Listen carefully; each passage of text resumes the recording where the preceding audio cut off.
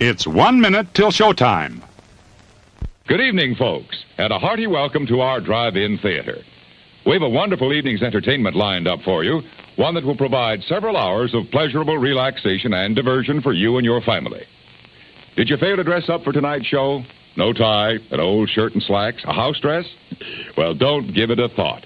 We're glad you came as you are. We just want you to enjoy yourselves.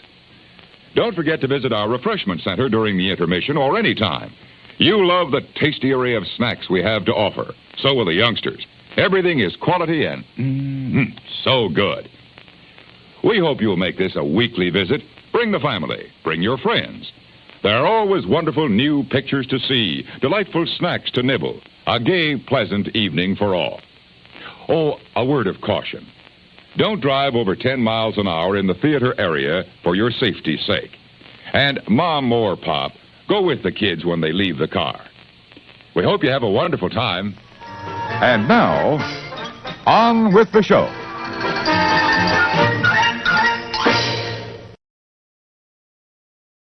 Well, happy Tuesday, everybody. Welcome into the More Sunshine, Please Tuesday evening live stream. How are you? I'm all right. Coming up on the show, eating, coffee, games. I'm sure there's other things. But before we do any of that, now is the time I like to celebrate the first 3 people that made their way into this chat here. So let's see who today's medalists are. I never know. All right. To the top. Almost there. Get there. Congratulations to It's Joey's World on their 800th gold medal. I don't know if that's true. Our silver, looks like it went to Paul Eichenlaub. And is this true? Our bronze went to Rob Fuzz? Wow. Now, when was this? Hang on, let me check. Was that now? Okay, so our gold medal effort was at 2:59 p.m. It jumped at 3. Well, I think it jumped at 2:58 p.m. And our silver didn't come up until 5:05 p.m. And I'm sure there was a ton of activity before all this, pre-jump. And then 5:37 p.m. for our bronze. It's always very exciting. I never know. YouTube is so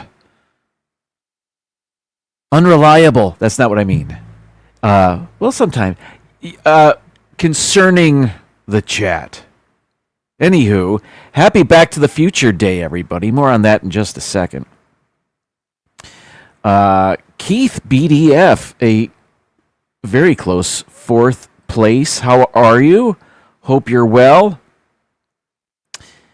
Mr. Fulton Mraz, hello to you. We're back in time, and I sent you another snack. Did you send me today's snack? Wow. We'll see. We'll see. Coming up. Mar, always a pleasure. Thank you for joining us. 6:34, so close but no cigar. Well, next week. Who else? Michelle the Quilter, hello to you. Donna Jaworski, season's greetings. T-Town Mary Ellen, happy Tuesday to you. T-Town Mary Ellen has a fantastic live stream of her own 24 hours from now. Wednesdays at 7 p.m. Fun and games. Dean from the Live Place is a common co-conspirator. You know what I joins co-host. I think he might be hosting this week or something like that. I don't know. Dean will be there. But it's always a lot of fun. She hosts a very enjoyable live stream. Also, Francisco. That's fun to say. Thanks for being here, Francisco. And Ben is here. Hello, Ben. That's admirable. Getting on the bike. I don't even like thinking about a bike when I'm working. All right. Julie C., welcome in. Thanks for hanging out with us. Gloria, great to see you. Timothy Rainwaters, hello. Hope you're well. What is this? I text Happy Back to the Future Day to Microsoft Copilot, and it started its response with, Great Scott, Keith. That's funny. I like that.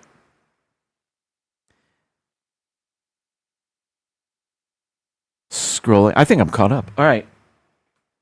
It is Back to the Future Day. What does that mean? It means in the original movie Back to the Future, Marty traveled back to October 21st, 1955. I think that's right. I could be wrong. I think that's right. Unless he went to October 21st, 2015 in part 2, but I don't think so. Anyway, parades and festivals all over the country. 70 years ago. That's right.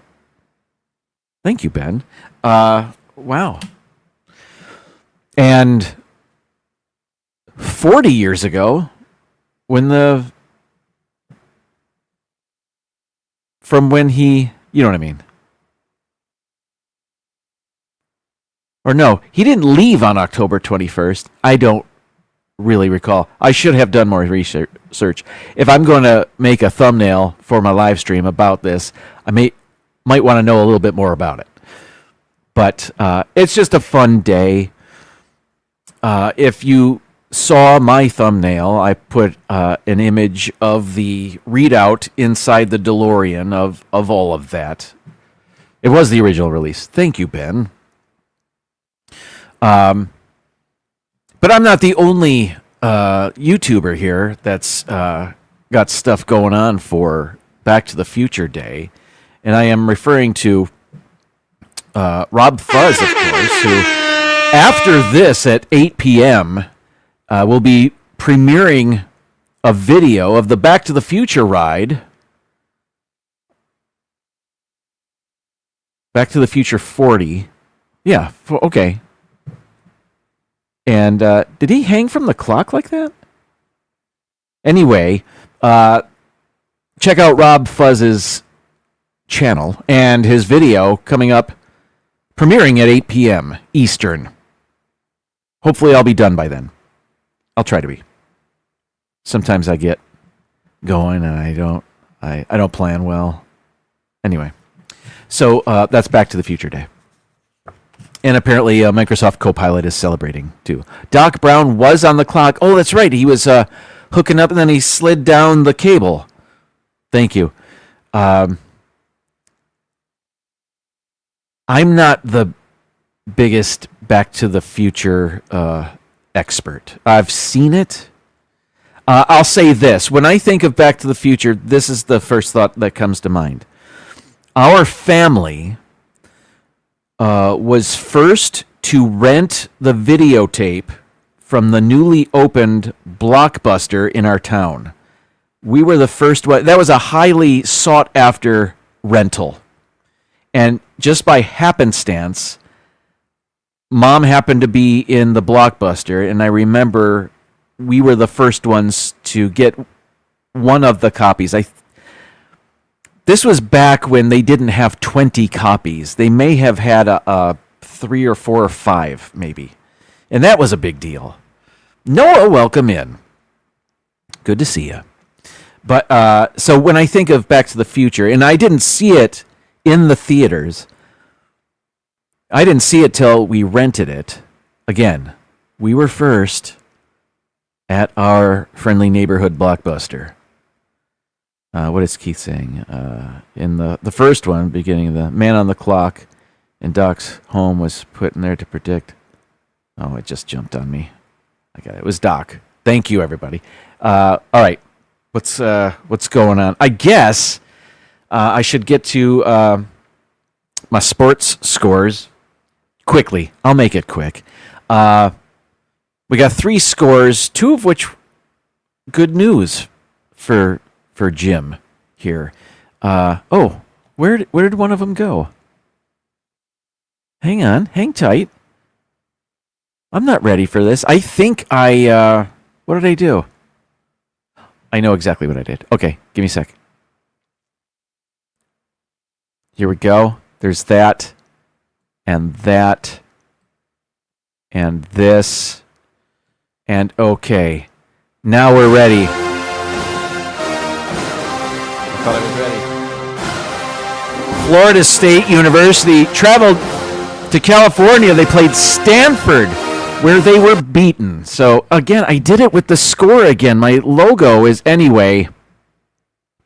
Florida State lost 20-13. The picture you're looking at here is the very end of the game. Florida State were charging down the field right at the end of the game. And they needed a touchdown and an extra point to send the game into overtime. And they ran a little shuffle pass play. Weren't sure, nobody was sure if he scored or not. That guy, number 27 there, his last name is Sawchuk, like the Hall of Fame goalie from the Detroit Red Wings. Anyway, no relation, but I don't think. But they took a look at the play. And they determined he fell short of the goal line. That ball just has to, a sliver of it has to pass that white line, not touch the white line, frankly. It doesn't have to clear the white line. It just has to be over part of the white line. But the runner can't be down. So if his knee, for example, is touching the ground before the ball crosses the white goal line, it's not a touchdown, which is what happened. It was really close. They determined he did not cross it, and Florida State loses a 4th game in a row. They started 3-0. They are now 3-4, and their coach, Mike Norvell, on the hot seat, I'd imagine. All right, let's get to better things. The University of Michigan hosted the University of Washington. UW, right? Is that what they call them? Anyway, better news here. Michigan won 24-7. I'll be honest, I can't remember much of this game. I remember it was on the television. It was Saturday. What was it, a noon start here in the Eastern time zone? Anyway, this was a rematch of the national championship game from January of 2024, so the 2023 season, and Michigan won that game as well. This was the 15th or 16th all-time meeting between these two teams. It used to be they just met in the Rose Bowl if both teams won their conference, the Big Ten and the Pac-10. I think Michigan now has an all-time record over Washington, 10 victories to 6 that Washington has. Anyway, that's that. All right, so we're moving on. Monday Night Football saw, well, 2 games, really. I was only interested in one. The Detroit Lions hosting the Tampa Bay Buccaneers. And this was a rematch of, well, they played last year, but they were in Detroit last year as well. Anyway, I did it with the score again. Anyway, the Lions won 24-9. Both teams were banged up. And it was the beat-up Tampa Bay offense versus the beat-up Detroit defense. And The Detroit defense, a bunch of guys that didn't start the year on the team, had to be called up, and they filled in admirably and held the Bucks to 9 points. The Bucks quarterback Baker Mayfield, who there's chatter about him being the MVP of the league, didn't have a great game. He was under pressure all night. A lot of his passes flew over the heads of his receivers, but it was great fun to see. It was on at the same time as PTV Live, so that was a drag, but I did watch some of PTV Live when I got home from work today. And that was cool. Check that out if you haven't already. But those are the sports scores. So FSU bad, Michigan and the Detroit Lions good. Lions are on a break. They have a bye week next weekend, and then they will host the Minnesota Vikings in their next game. So how about that? And I don't know about the other teams. I don't know who they're playing. Anyway, that was that for Jim's sports scores. All right. If I may, just while we're here, it is Back to the Future Day, and Rob Fuzz has a premiere video at 8 p.m. The Back to the Future ride at Universal, I'm guessing. Sorry, not an expert, but I think it's got to be, right? It's not Disney, I know that. It's got to be the Universal parks. Anyway, so check that out, coming up at 8 p.m. Eastern, premiere, Rob Fuzz. Be there. I'm sorry. Sherry, welcome in. Thanks for being here. Okay. There's that. And speaking of Mr. Fulton Mraz, it's now time for a snack that he may or may not have sent me.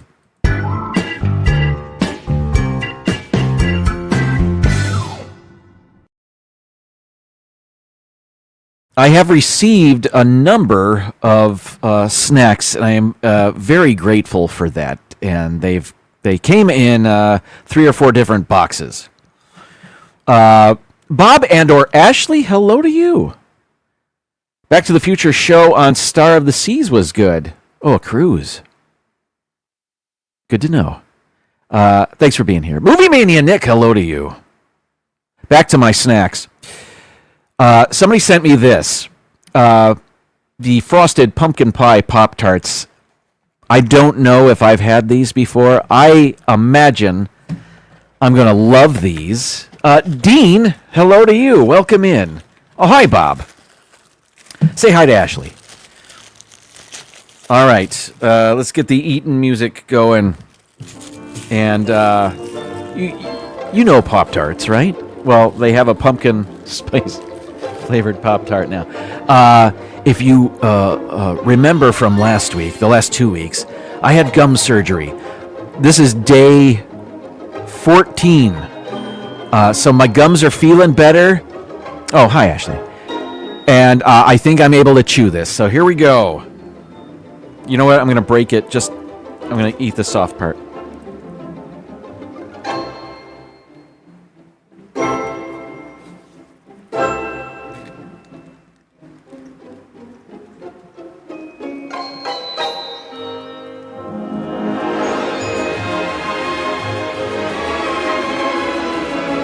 As with everything pumpkin spice, I love this. Is this from Mr. Fulton Mraz?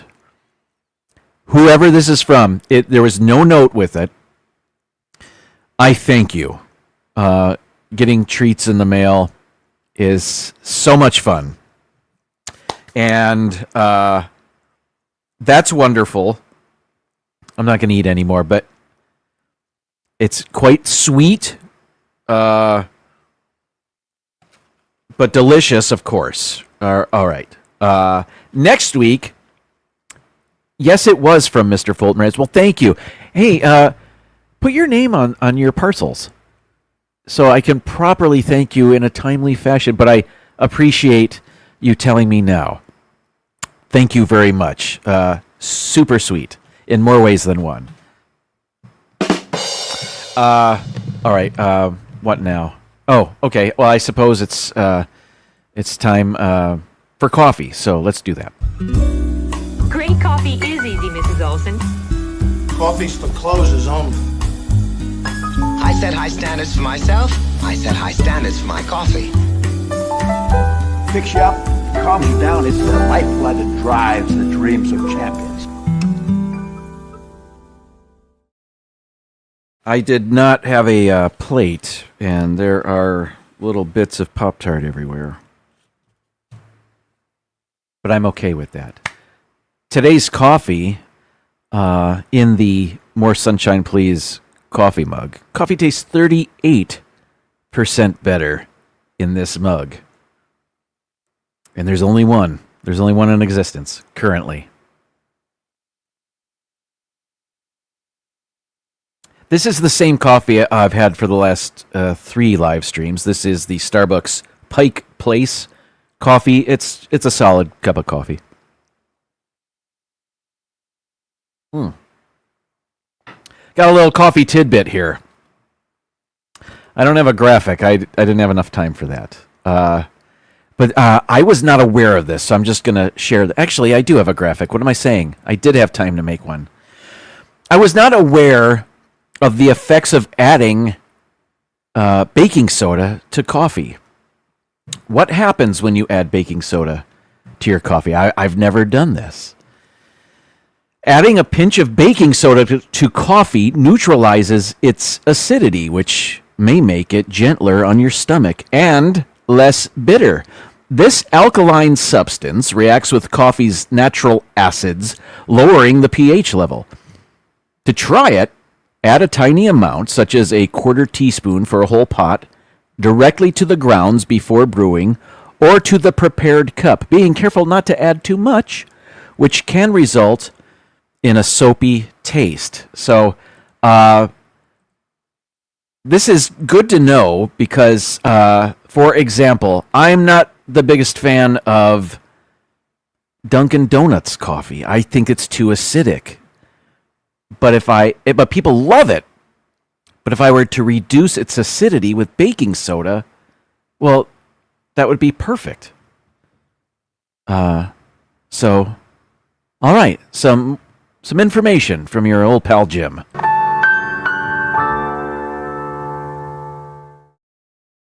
Okay, we're going to take our first intermission, and when we come back, let's play our game Chronophoto. Visit the snack bar. In the meantime, see you in about a minute.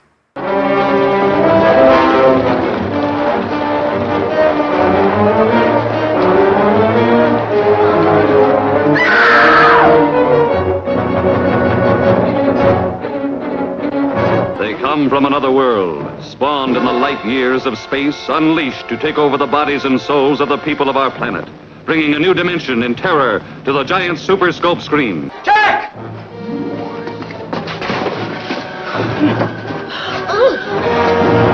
Miles, where do they come from? From city to city, an incredible hysterical panic spreads as the unimaginable becomes real, the impossible becomes true.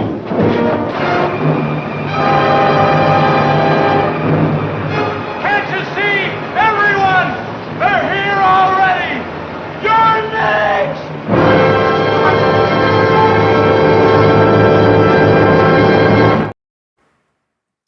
Oh. That came up faster than I expected. All right, where are we? Oh, Chronophoto, of course. I had just mentioned that.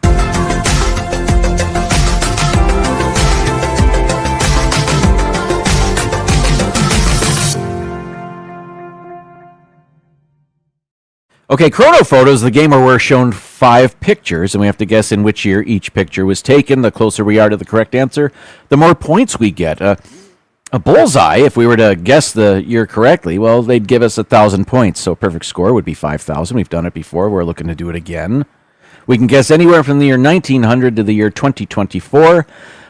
Please put your guesses in the chat. And it's not on my screen here. There it is. All right, here's our first picture.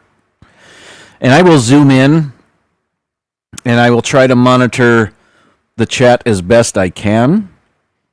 And again, one-man show here. I do what I do my best. All right, here we go. First picture. Going back to here. All right, this appears to be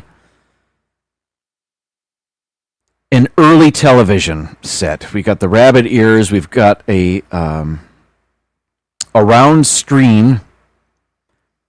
This is a CRT, of course, cathode ray tube in there. Screens. Early television. Here's what I know of early television. Screens couldn't be that large. It just wasn't feasibly, economically to produce large screens, so they had to be small. But some ways that manufacturers made screens larger was to put a magnifying glass of sorts in front of their small screen, so there'd be like glass in front of glass to make a larger image. That's one thing. I don't know if this particular set has that. It's not on, so it's hard to tell. But I mean, it's a round screen. Maybe it is like that. I'm looking at the lady next to the television, and late 40s, early to mid 50s, I'm guessing. The golden age of television was the 1950s. What else do I know about early televisions? Here's what I know. The very first electronic television was introduced to the world at the 1939 World's Fair. It was invented by a man named Philo T. Farnsworth.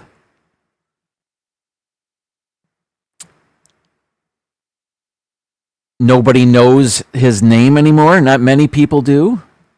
I used to teach a bit about this in my class, but there is no lesson about that anymore. So what else?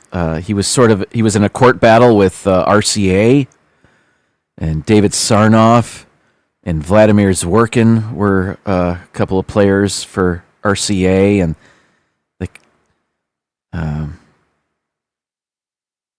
anyway, Philo T. Farnsworth won the court battle over the patent for television, so it was a short-term gain, but in the long run, really RCA they won the war, as it were. Anyway, back to this picture. TV was introduced in 1939, but they didn't really sell. People weren't buying them until the 40s, and it didn't really take off until the 50s. But and I didn't have a TV like this, but I'm guessing this is early 50s. It's a color photograph. What am I saying? 1953 is my guess. I don't know. Now, I turn to the chat. What did I say? 53? Okay.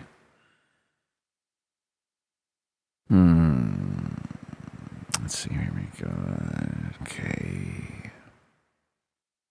I think Dean has our first guess, 1956. This looks very 50s, says Noah. 1955, says Nick. And Donna. 57. Another 55. Oh, Keith saw TV on the Waltons. But didn't that take place in the 30s? Anyway. Oh, Lisa says 53 also. Let's see. Oh, that is sad. Mar avoiding coffee. That's a crime.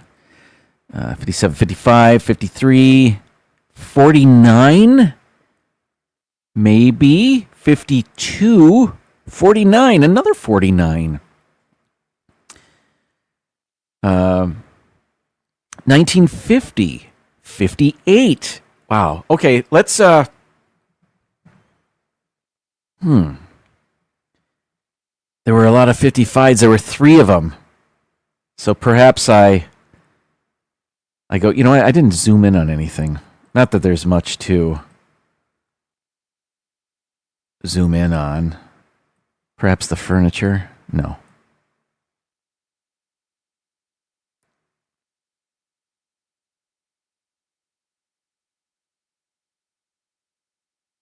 Well, okay. I'm going to go 1955.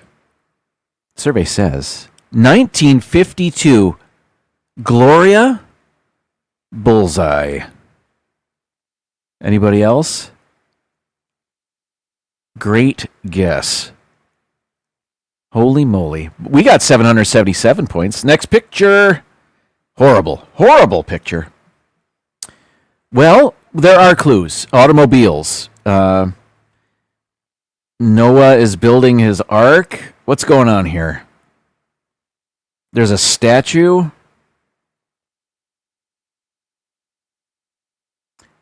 It looks like a one-way street.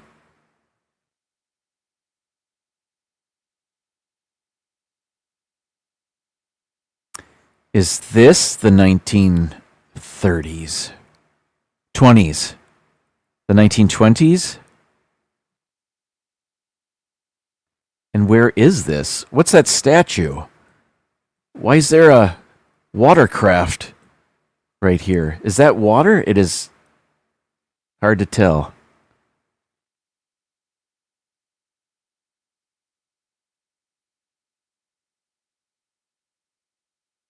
Cafe Blen BN, perhaps? There's another cafe. Cafe Hijemli. Where is this? And what kind of word is Hijemli? Is this Hungarian? Is this the Danube River? Is this a Hungarian statue? Is that George Washington? I don't think it is. Maybe it is. Did they have cars in Hungary in the 1920s? Was it called Hungary in the 1920s? Was it Austro-Hungary? I don't know what I'm talking about. Perhaps you get that sense. I'm going to say 1930, and that's all I have to say, I guess. All right. Who has our first guess? I think Donna does. 1918? Hey, could be. I have no idea. You know what? I didn't zoom in on the people, although it's not a great picture. I see trench coats.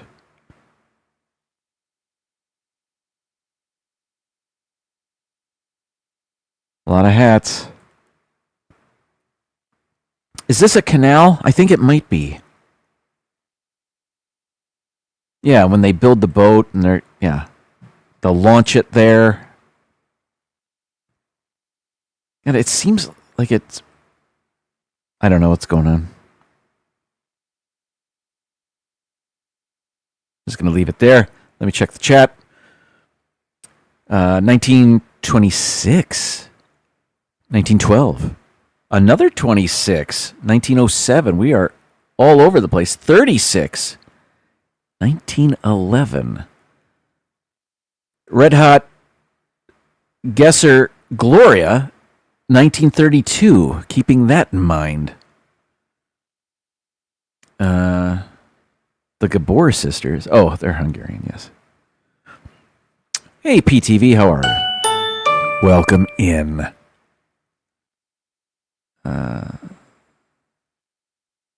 That's not water because the people are standing on it beside the boat. But they're not, they're beside it. You're right, that's probably not water. But why aren't they? Oh, they are. Hang on. I see what you're saying. Those people. Or are they waiting? I see, I don't, who knows? That's probably not water. You're right. That doesn't make sense to me. But that is a track which leads to water? Or are they building a giant car that just looks like a boat? Who knows? I think we all know that that's not what's happening. Well, we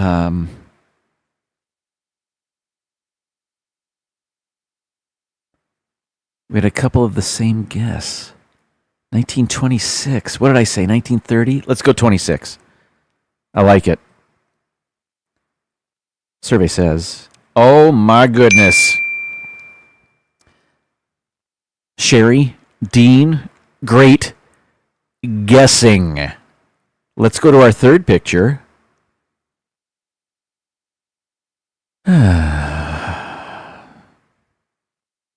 Is this just a different angle of the same picture? Okay, this lady in the corner is dressed like Kathy Bates in Titanic. Again, all of my references to pictures like this are from the movie Titanic. So this is, 1913? This kid in the middle doing wheelies on his bike. Dude, it's too crowded for that.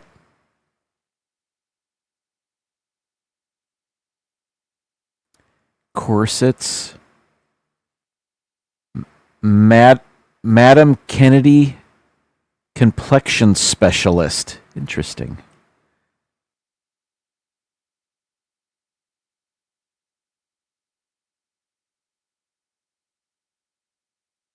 Dental surgeon. Blackford. Boots and shoes. Is that what that says? A photo store? Well, I guess there were photographs. We're looking at one. What's going on here? They're streetcars? Why is it so crowded?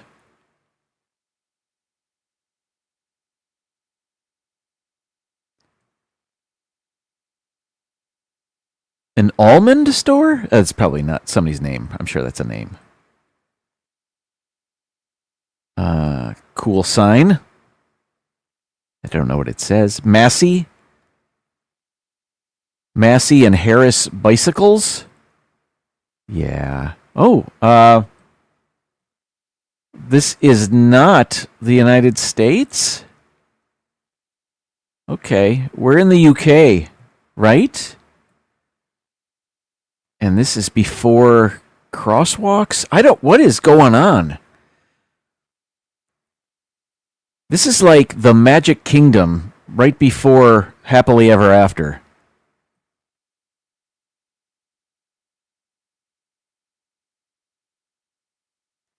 Well, okay. So they've just come back from watching the Titanic head out to sea. Again, Titanic. That's all I've got. When was that? 1913? Something like that? That's my guess. Okay. Here we go. And Rob Fuzz is back. Hello, Rob. We've been promoting your premiere at 8 p.m., Rob. The Back to the Future ride for Back to the Future Day. 8 p.m., the Rob Fuzz channel. He's on his phone. All right. Oh, I've missed some guesses here. I see them. Okay. I think Keith has our first guess. 1912, 1915, 1914, 1912, 21, 01.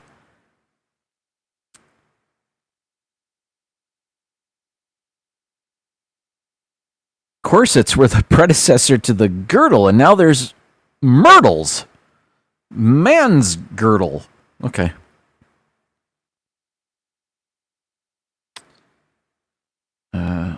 This one's difficult.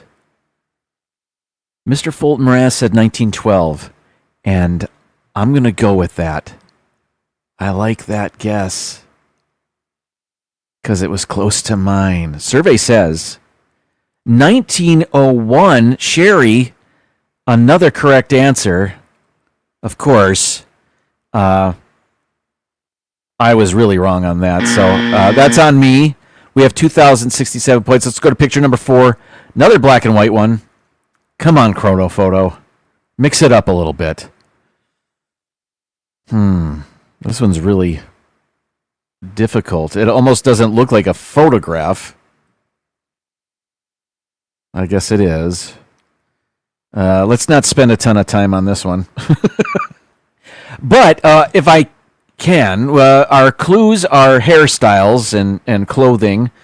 And I'm looking at what looks to be the Eleanor Roosevelt here on the left, coming back from the salon or blemish surgeon or whatever was in the previous picture. I don't know.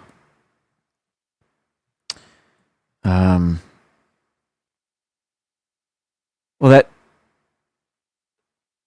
the baby has the best pose of all 4 of them. How is that?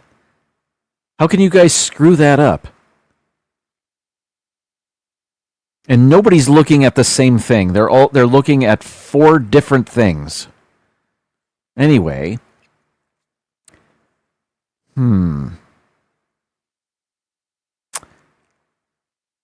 I'll say 1936. That's my guess. Why? I don't know. Because the woman looks like Eleanor Roosevelt. Oh, it's a bunch of Back to the Future videos from Rob Fuzz at 8 p.m. Rob Fuzz channel, YouTube. Okay. This might be a music band. Looks like the Dust Bowl era. It does, doesn't it? Noah also said 36. Is that what I said? I don't even remember what I said now. That's a great guess, Noah. 34, 1930, 35, 37. 36 is right in between there.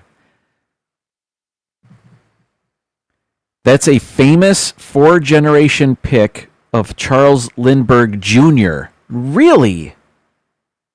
That's the Lindbergh baby. I don't think I've ever seen this. So, Sherry knows what this is, and Sherry says it's 1927.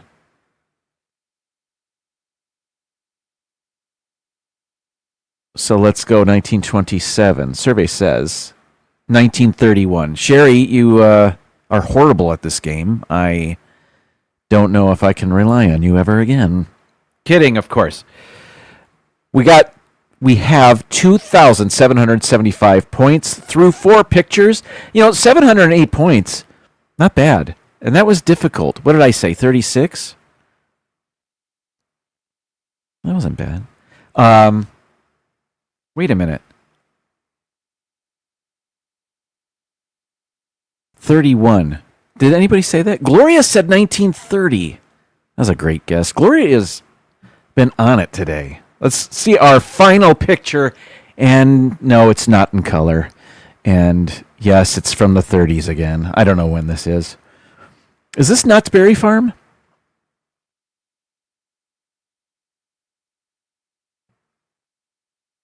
Well, this is a town without automobiles, right? I don't see any, unless that's one behind the guy with the baskets. Perhaps it is.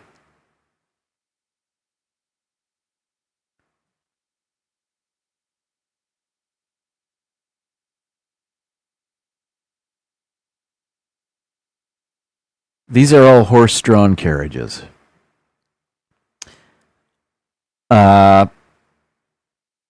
So this is 1900. Let's go there. It's kind of neat how we can see the edge of this photograph. The edges. What is that? Is that a date? No. I was looking for help. What does that say?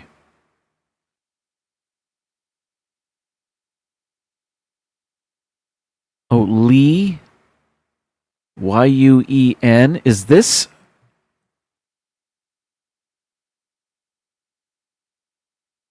Is this China? Is this Chinatown?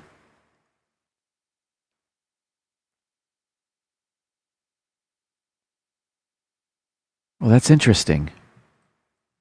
Let me go. Can't see anything else. Then, well, there's signs. Just that.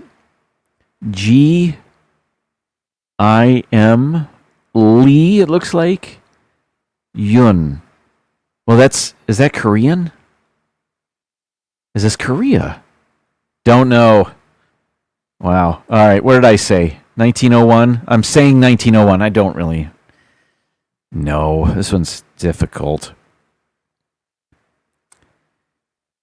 Let's see. Mr. Fulton Mraz guesses 1910. 1908 from Donna. Waiting on Gloria and Sherry, because they're the MVPs today.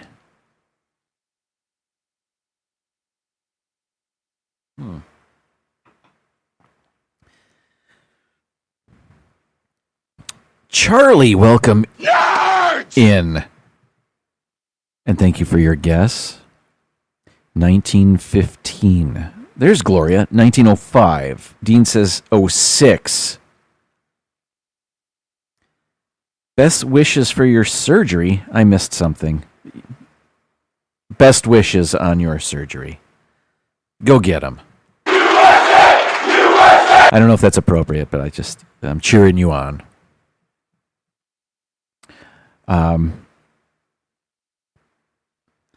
That hat wants me to say 1920s, but the dirt road and the horse-drawn carriages lead me to think it's earlier, but you never know.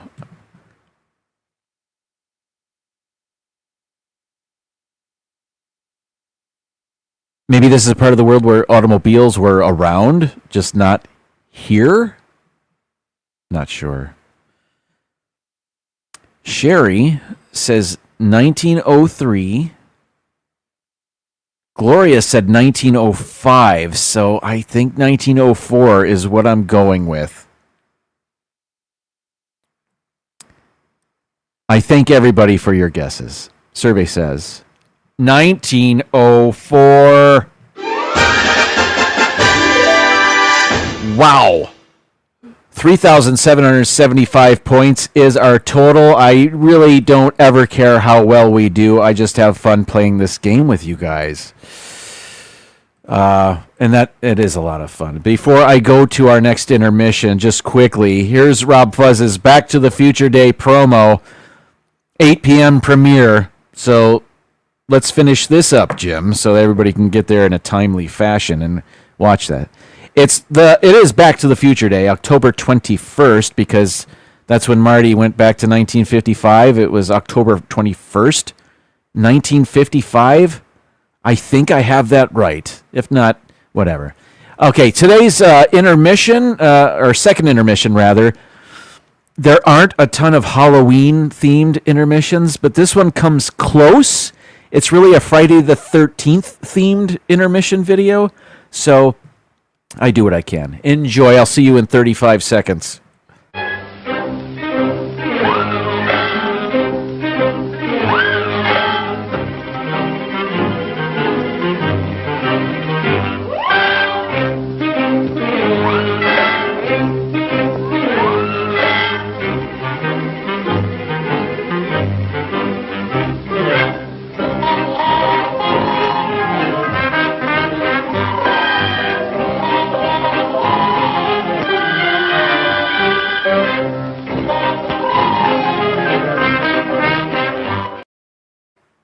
What?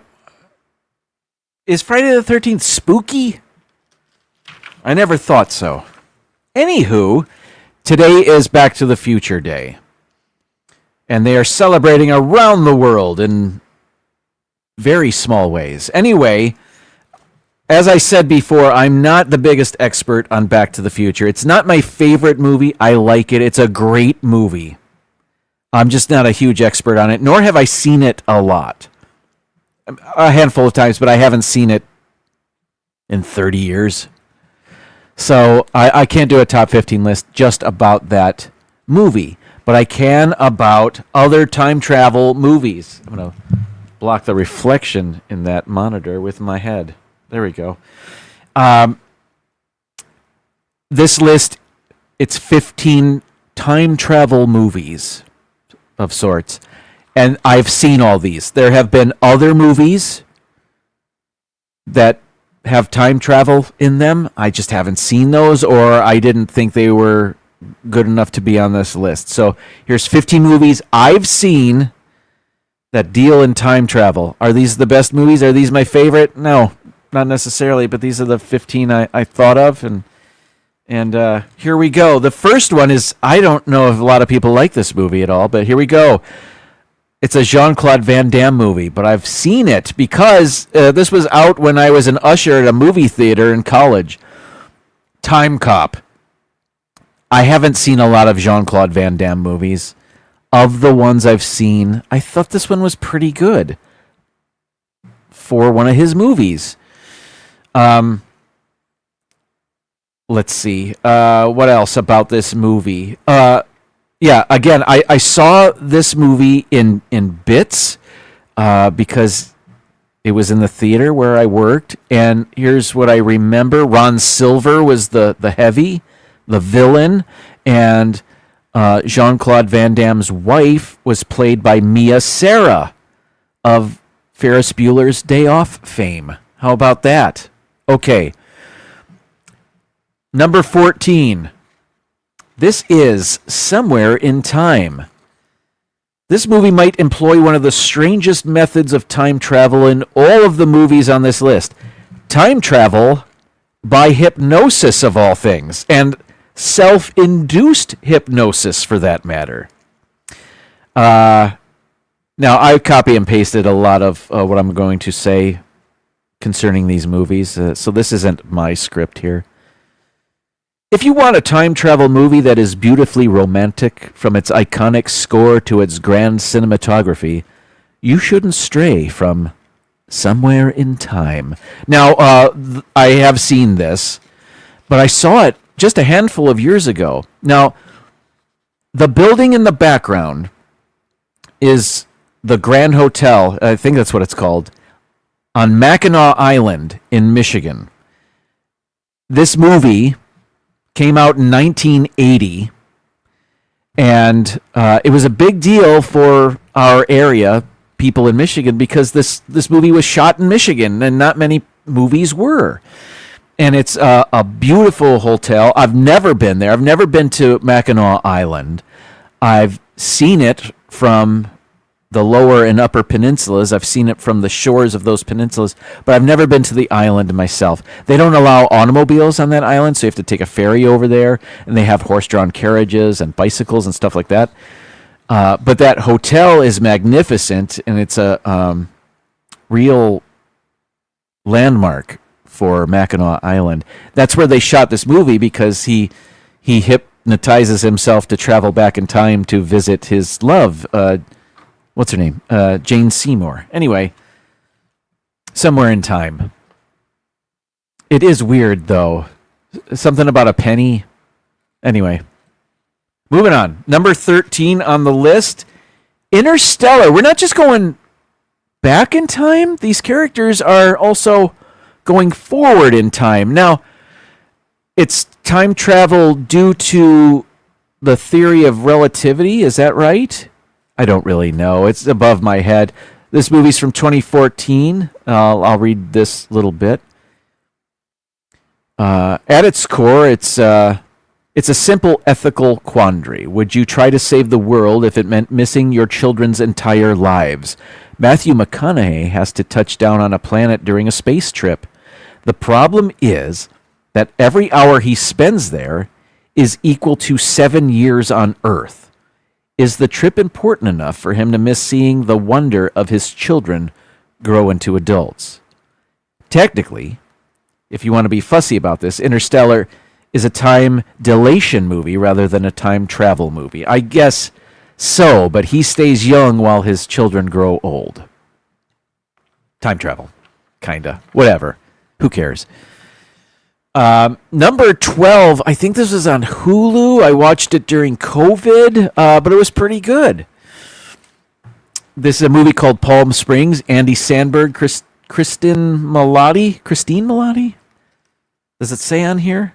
Kristen Milotti. Niles, Andy Samberg, meets Sarah, Kristen Milotti, the maid of honor and family black sheep, while stuck at a wedding in Palm Springs. Sarah is drawn to Niles and his eccentric nihilism after he saves her from a disastrous toast. When their impromptu tryst is thwarted by a bizarre interruption, Sarah must join Niles in accepting the notion that nothing really matters, and they begin wreaking spirited havoc on the wedding reception.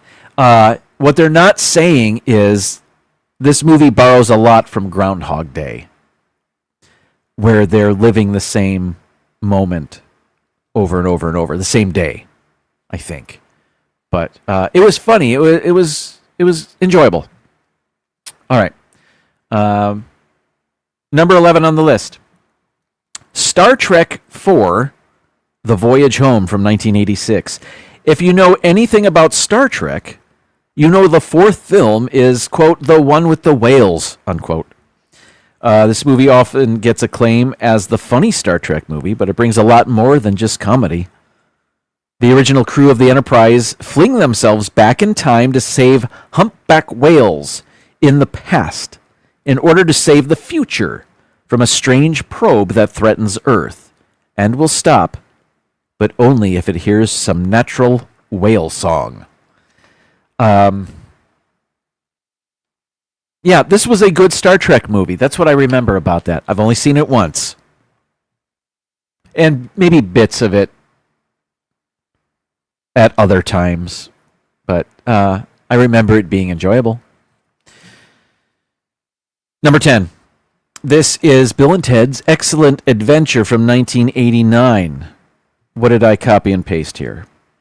There are times when Bill and Ted's Excellent Adventure feels like it was written by a toddler off his face on soda pop. But that's a deliberate ploy, a way to camouflage all the careful rigor that underpins the script. The lead characters are initially reluctant to embark on their time travel adventure until they're visited by versions of themselves from the near future who compel them to do it. A beautiful and hilarious example of predestination in action. Let's see. Extra points are awarded thanks to the film's total lack of interest in consequences. Swiping Abraham Lincoln and Napoleon from their respective eras has no bearing on the world history whatsoever. Has no bearing on world history whatsoever, which is probably quite lucky. All right. Yeah, I saw that a couple of times. I think it was on cable a lot. As was this one at number 9. Which I think I'm more fond of. Time Bandits from 1981. I saw this in theaters as a kid. When a troop of time-traveling pirates, who, are dwarves, bumbles into a young boy's life looking for treasure, our hero finds himself unable to avoid tagged along through time on a series of misadventures that just might save the universe. Stars Sean Connery, John Cleese, and Shelley Duvall, among others, and the cast, the main cast there, the Time Bandits themselves. Their names aren't listed here. But that was fun. That's a Terry Gilliam movie, so it's weird and fun, and members of Monty Python are in there. John Cleese plays Robin Hood. He was good. Next, number 8 is Austin Powers, The Spy Who Shagged Me from 1999. Weird to think that Austin Powers was originally a fish-out-of-water comedy in which the promiscuous titular character had to navigate the then uptight world of the 1990s. That all fell apart for the sequel, where Austin Powers was sent back to the 1960s to get his mojo back or something. Yeah, all of those movies had lots of very funny parts in there. They were very clever. Now I'm trying to remember the third one. Goldmember was the third one, right? There were only 3, I think. That's all right. But there were funny bits to all of them. Number 7 on the list. I didn't originally think of this as a time travel movie, but here it is. Superman the movie. The time travel in the movie is terrible, says this article. Flying around the Earth to make it spin backwards somehow reverses the clock? And why didn't he go back, say, another hour to give him time to stop both missiles? Oh, Clark. And he could have thought this through. If he can turn back time, then there's no hurry. True. All right. Number 6, I still like it. Number 6 is Avengers Endgame. This was a lot of fun. The time travel in this was great fun. This is the second highest grossing movie of all time. You don't need me to explain it. Number 5, Idiocracy from 2006. The smartest time travel movies use the device as a mirror, telling us more about the times we live in now than the times the characters visit. Enter Idiocracy, Mike Judge's stinging satire about modern times. An average person is cryogenically frozen and wakes up in the future, shocked to discover that the global IQ has fallen off a cliff in the intervening years. I meant to say intervening. Number 4, mentioned already, Groundhog Day. You know this one. Time travel in just 24-hour increments at a time, but it's a 90s classic. Number 3, great fun. This was a huge movie when it came out. Terminator 2 Judgment Day. Killer robots coming back in time to kill people that also came back from the future and stuff. Cool effects in this one. Number 2 is why we're doing this list, Back to the Future, and I suppose Back to the Future 2 and 3. You know all about this. I won't belabor the point. But the number 1 movie on this list is this, Planet of the Apes. The fact, and there are going to be spoilers here. The fact that it's on this list is a spoiler. If you haven't seen the movie, I'm guessing you have. If not, you've had 55 years to watch it. The fact that you don't know that this is a time travel movie until the very end is awesome. It's one of the great reveals. Script written by Rod Serling. It's just awesome. All right. That's the list. Let's now go to Rob Fuzz's channel. It's 8:03, so it may have started already. Rob Fuzz's Back to the Future Day video, a bunch of Back to the Future ride videos, I suppose, something like that. Everybody, thank you so much for being here. I abandoned the chat here at the end because I'm busy with my top 15 list. But so if you just joined, welcome and thank you for being here. And I will see you next week. I will see you over on Rob Fuzz's channel after I have an intermission myself. Until next week, good night. And now, folks, it's time to say goodnight. We sincerely appreciate your patronage and hope we've succeeded in bringing you an enjoyable evening of entertainment. Please drive home carefully and come back again soon. Good night.